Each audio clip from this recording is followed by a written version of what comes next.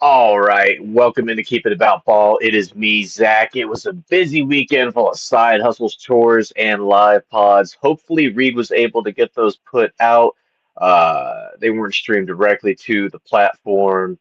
Hopefully, we get that all sorted out, and at least out in podcast form for you guys.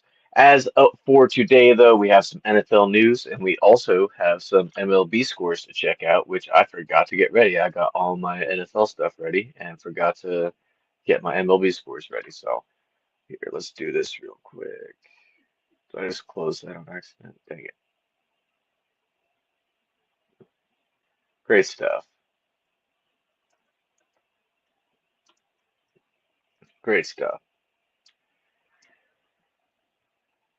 Fuck it. We'll skip the MLB for today because it's being slow. We're not even gonna worry about it because who really actually even cares? Honestly, in the NFL, Deshaun Watson was named the Browns starting quarterback for this year. Um, for now, I think they probably start a minimum of four quarterbacks this year. All four guys probably get a role.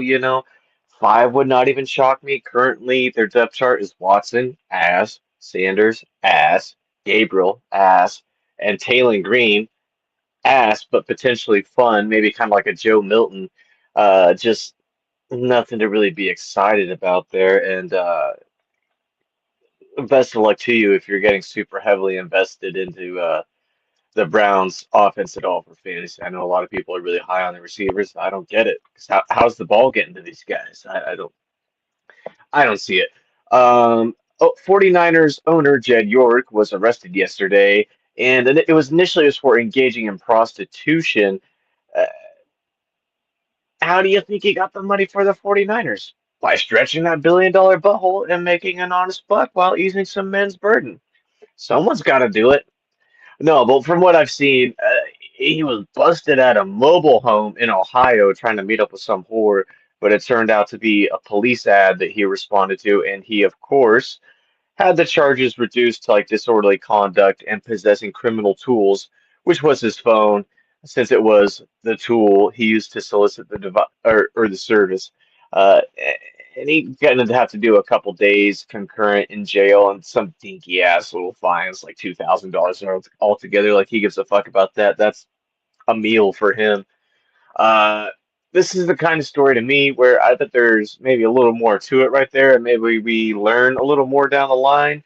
Um, I think we really need to start having a talk though about these bum ass would be incel leeching prick scumbags and how they got all this money, but they can't buy their own stadiums and can't get any puss without trying to go buy a prostitute or go into a freaking massage parlor. Like fucking losers, dude. How are you that rich? You can't get none, bro. Like, or buy your own stadium. Get out of here. I guess that's how you got that rich. Uh, Keyshawn Boutte was traded today to the Texans. Personally, I kind of hate to see it as a Pats fan. I kind of liked him as a player. Him and Drake built up a nice little chemistry last year, and I thought he might have been really starting to emerge and would have had a chance to really do so alongside Brown this year if they didn't bring in Dobbs. Because a lot of people forget he was projected to be a pretty high draft pick until he got caught up in some gambling stuff in college. But like at LSU, like he was projected to be like, if I remember right, like obviously in hindsight, stuff like this, it didn't end up being true. But like he was outplaying like Jefferson, Chase, and just he was so highly touted, and he was going higher than them in like projections and mock drafts and stuff until all that happened. He would have gone right up there with them. So certainly a talented dude. Uh, but I get why they move him. Yeah, I don't like it, but I kind of get it. Uh, I think even if the Pats, okay, so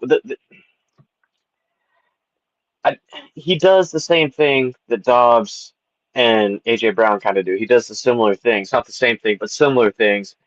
And like he's so much more talented than a Demario Douglas or a Kyle Williams, in my opinion. But it's just like he doesn't do the slot work that Douglas does, and I don't even think he's that great there.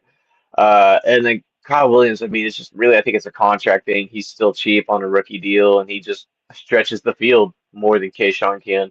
Um, so I get why he's the odd man out. And honestly, though, I am glad he's going to a spot where he can thrive.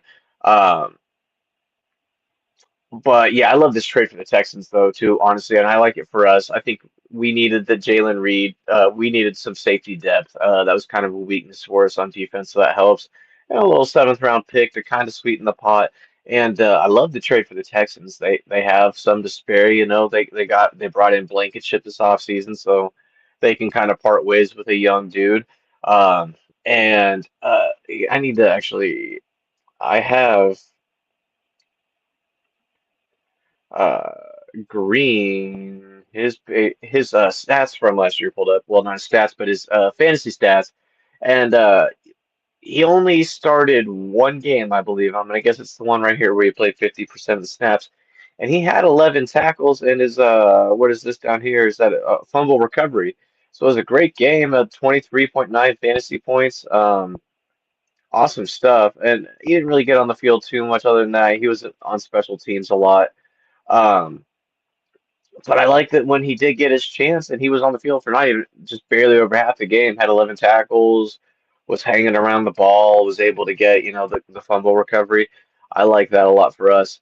Um, and for the Texans, I mean, after the Jaden Higgins thing, you look at the screen here, this is Keyshawn Booty's game by game last year.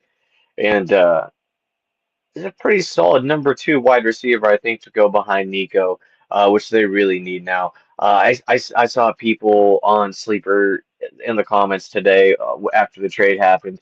They talk about, well, I guess Sterling Shepard and Zay Jones didn't impress, and that was an actual quote. Uh, it's just like those guys were never going to be fantasy relevant, even if Nico got hurt. And if you thought they were, please send me an invite to your league right now. I would love to play with you, actually. That would be great. Um, no, but I mean, I think it's going to be a really good spot for him, and I think the Texans have done about all they can in the wake of the Jaden Higgins injury, um, aside from go get Tyreek Hill. But who knows how that knee's doing? I mean, maybe they've already thought about it and they're like, yeah, not worth it. But I mean, you saw an older Stephon Diggs come in there, have a little bit of success in that offense a couple years ago, so it wouldn't be unheard of for him to come in and have success. And if they added a guy like that into this rotation, I would say this receiving room actually gets to be pretty solid still because Nico's your de facto number one, and then you can kind of just work with Nico, or not Nico, but Keyshawn and Tyreek. I'm just hypothetically spewing Tyreek Hill playing for the Texans still. I'm going to speak it into existence one way or the other. Um, but yeah, and then having like Sterling Shepard and Zay Jones as like your bottom end receivers, your 4 and 5. That's not bad. I'm fine with that. Those guys. I'm a huge Sterling Shepard fan. I remember drafting him back then. I always loved drafting Sterling Shepard because you always got such a good deal on him. No one ever wanted to draft him because of the injury, and I get it. But it's like when that dude was on the field with the Giants back in the day, he was so, so good. Um, yeah, it just really nice. Also in Patriots news, Travion Henderson left practice early with some kind of lower leg injury. Nothing been reported on that yet. He was in the middle of making a cut when it happened, so hopefully it's nothing serious there. The Cardinals waived Trey Benson. I don't think this is really a surprise to anyone except for Trey Benson truthers. The fact is, the Cardinals love James Conner. They're paying him right now. Excuse me, they just sent or spent a first round pick on Love, and they actively brought in Algier and gave him a little bit of money this offseason. I think the writing's been on the wall for a while, and like even Bam Knight's on the roster still, and he's kind of given them some moments over the last couple of years. So I'm not surprised that he got the running back four spot and that he's gone. It just seemed kind of obvious because even when Trey was on the field, he wasn't good. Like Bam will at least like give you a little bit of juice here and there. It's not very consistent, but Trey was just lackluster. Um, and lastly, Steelers legend Allen Robinson announced his retirement today.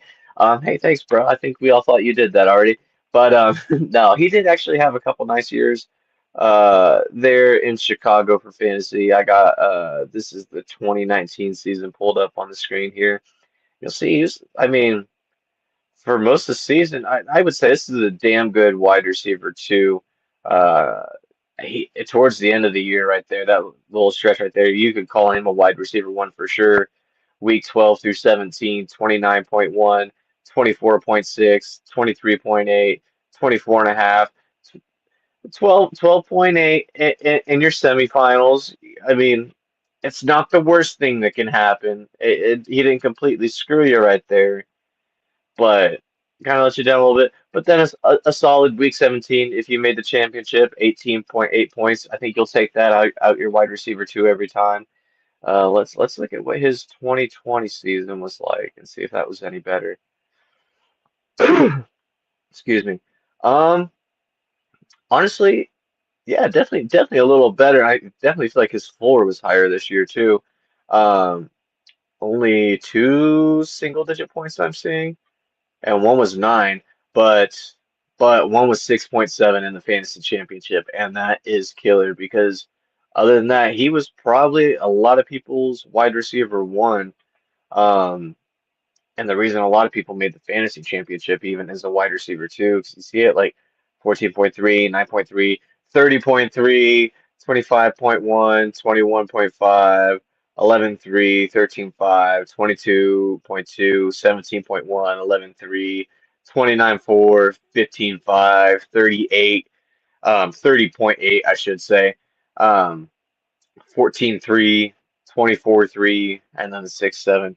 So that was a pretty damn solid year. He had 10 catches a couple of times. Yeah, three times actually. So uh definitely not the worst NFL career. All jokes aside, I was just kind of joking at his expense a little bit ago, but honestly, a fairly solid NFL career, I do have to say. All right, that is going to do it for me tonight, guys. Uh, make sure you like and subscribe. Most importantly, leave a comment or review. That's what gets the algorithms going on Apple Podcasts, on YouTube. That's what really gets it moving. Especially if you listen to this far, listening to it all the way through helps too. And just go say something in there. Just it doesn't got to be anything special. Just be like Reed doesn't know ball, or Brady is mid at fantasy, or Zach is very smart and handsome and knows so much ball.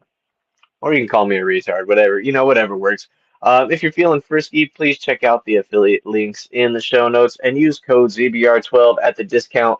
We also have a website on the way, so keep your eyes out for that. And in the meantime, guys, remember nothing changes if nothing changes. See ya.